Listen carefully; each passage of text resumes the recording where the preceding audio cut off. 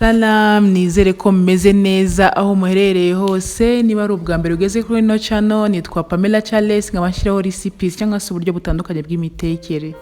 Uyu munsi rero tugiye kurebera hamwe uburyo bwiza wategura ibirayi biryoshye cyane kurusha ibiraha. Abantu benshi dukunda ibiraha, ariko tuzi ko sambusa ziragora cyane kuzikora, zitanga akazi, zigira akazi nyine muri makeya.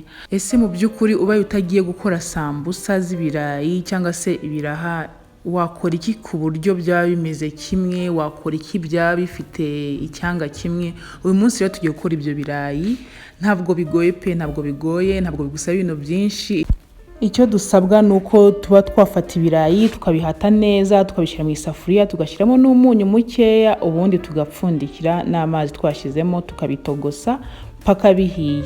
Ubundi ukaba ufite na karoti, ushobora kuba washyiramo karoti bitewe n'izo ukunda. Njye nakoresha karoti imwe, nawe ushobora kuba wakoresha imwe cyangwa se ugashyiramo ebyiri nta kibazo. Ukaba ufite poivron, ukaba ufite igitunguru, ukaba ufite seleri mu gihe uzikunda, cyangwa se poiro. Ariko byose ntabwo ari ngombwa, niyo wakoresha igitunguru gutya na poivron biterwa n'icyo ukunda. Udakunda poivron ushobora kuba wakoresha seleri nta kibazo. Niyo waba udafite poivron n'igitunguru nabyo byakunda, ukaba washyiramo karoti gutyo. Niyo waba udafite ibyo byose nta kibazo, byose birakunda. Gusa iyo ubyongeyemo biba ari byiza, byongera biraryoha cyane. Umaze gukata rero duto mu byo wateguye gushyiramo, njye nahise negura ifu y'irobo, ifu isanzwe y'ifarine. Shyiramo akayiko katuzuye ka food color. Udafite food color wakoresha turmeric. Shyiramo n'umunyu mukeya, shyiramo na black pepper nkeya. Ubundi ndavanga neza, shyiramo amazi. Bisaba ko umutobe wacu uza kuba uremereye cyane. Uravanga neza mpaka binoze. Rero ndabasaba ntihagire akantu na gato kabacika rwose, ko aho tugeze niho ruzingiye. Ubwo rero ibirayi byacu byahiye. Icyo dusabwa rero, ibirayi byahiye ubishyira mu kintu cyisanzuye, ukaba watangira kubinomba gutyo. Njye nakoresheje umuhini w'agasekuru ka tungurusumu, nawe wakoresha, ushobora kuba wakoresha ikimamiro cyangwa se ukaba wakoresha n'ikindi kintu ubona ko cyagufasha kubinomba neza. Ubundi nongeramo bya birungo nakatiye ku ruhande, ubwo ni karoti, ibitunguru na poivron. Shyiramo na tungurusumu, shyiramo na black pepper. Black pepper nashyizemo akayiko katuzuye kakandi k'icyayi gato. Akayiko katuzuye kakandi gatoya k'icyayi niko nashyizemo. Ubundi umuntu agashyiramo n'umunyu, shyiramo na magi.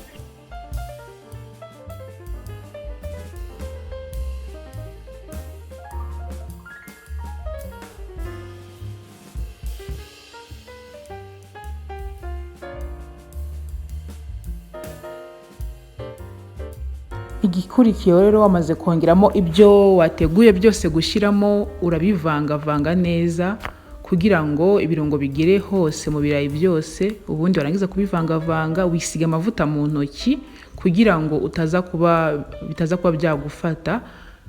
Ubundi ugatangira ugakora shape ushaka. Njye nakoze shape y'akazeru, nawe ushaka wakora shape y'akazeru. Gusa shape y'akazeru iba ari nziza cyane, cyangwa se iyo shape y'amandazi n'ubundi iba ari nziza cyane.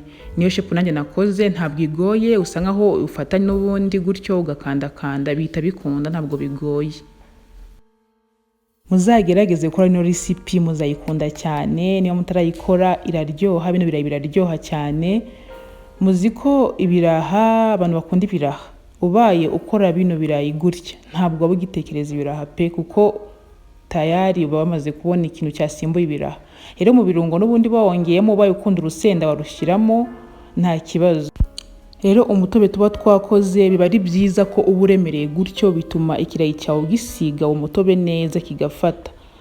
Ubundi utegereza amavuta agashyuha cyane, arashyuha cyane, kuko njyewe nari nagerageje gufata bwa mbere nkitangira guteka, ariko nasanze rikodi yahagaze. Ubwo urumva mise mfatiraho hano. Aha nari maze guteka inshuro nk'ebyiri, ariko nuko nkuko ubigenza n'ubundi ufata ikirayi ukagisiga wa mutobe neza witonze, ugasiga umutobe neza, ubundi ukagishyira mu mavuta gutyo. Aho ubona ko hatageze umutobe neza, ukagenda usa nkaho uwusigamo gutyo mu mavuta. biba bisaba rero ko ushyiramo ibirayi bikeya uri bubashe kuba wahindukiza, kuko ubaye ushyizemo byinshi nk'uko uteka amandazi bisanzwe birakugora kubihindukiza. Ikindi mbere yuko utangira guteka bigusaba ko utegereza byibuze iminota 30 kugira ngo turiya tuntu wagiye ubumbabumba, ibyo birayi wagiye ubumbabumba bikubitwe n'umuyaga bise nkaho bikomeyemo. Ntabwo ari byiza ko urangiza kutubumbabumba ngo uhite utangira gukaranga. Biba byiza ko utegereza iminota byibuze 30 kugira ngo dukubitwe n'umuyaga duse nkaho dukomeye, tutaza kuba twakugora mu gihe uri kudushira gutyo muri uwo mutobe.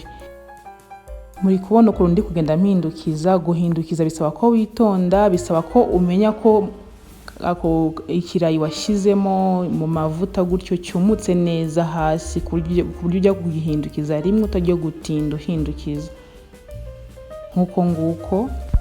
Niyo mpamvu rero biba byiza gushyiramo ibirayi bikeya uri bubashe kuba wamanaginga mu mavuta kugira ngo nibize kuba byagongana cyane. Njye nagerageje gushyiramo bikeya kugira ngo mube mwabibona. Biroroha cyane, birakorohera cyane. Ubaye utamenyereye kubiteka birakorohera cyane kuba washyiramo bike bike. Uri gukoresha nk'ikintu kinini, uri gukoresha isafuriya nini ariyo watekeyemo, bigusaba ko ugenda ushyiramo ibirayi bikeya uri bubashe kubona ukuntu uhindukiza nibize kuba byagongana.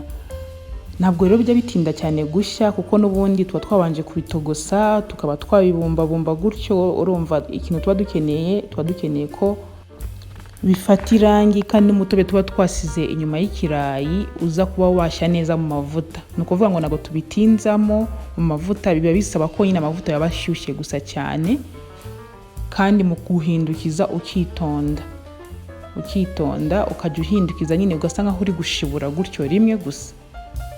Yego, ubundi iyo kafashe irangi uri kubibona uhita ukuramo bitewe n'irangi uri gukunda.